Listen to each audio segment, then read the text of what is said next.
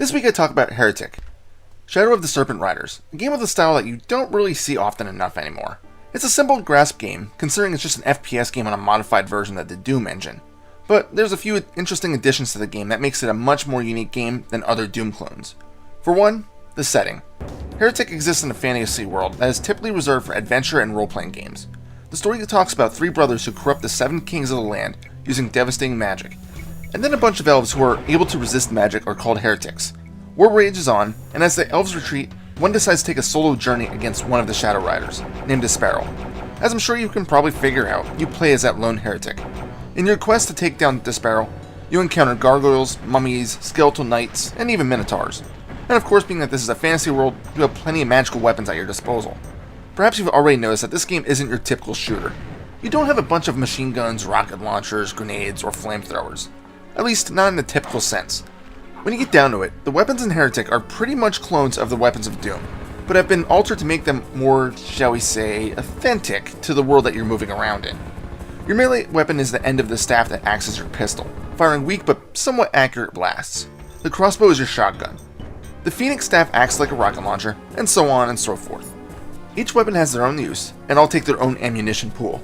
These weapons are all interesting, and help convey the proper atmosphere, but that's not all. There's also plenty of items that you can find in the world that will help you take care of Desparrow's minions.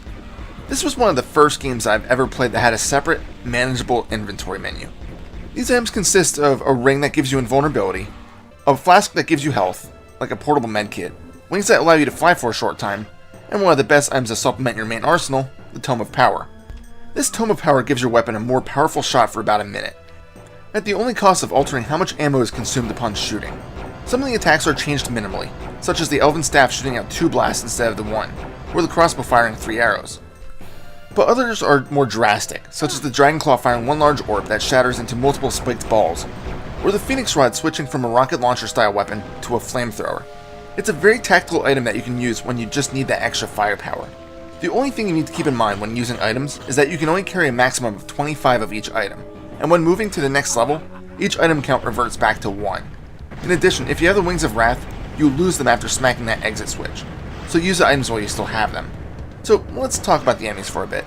They're pretty cool looking, but even so, they seem to lack the same appeal that the enemies had in Doom. In Doom, you were always scared to see what was around the corner.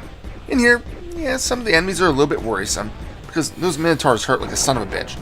But they still don't have the same threat level that, say, the Barons of Hell had. In addition, when dying, they don't seem to have the same gruesome animations either.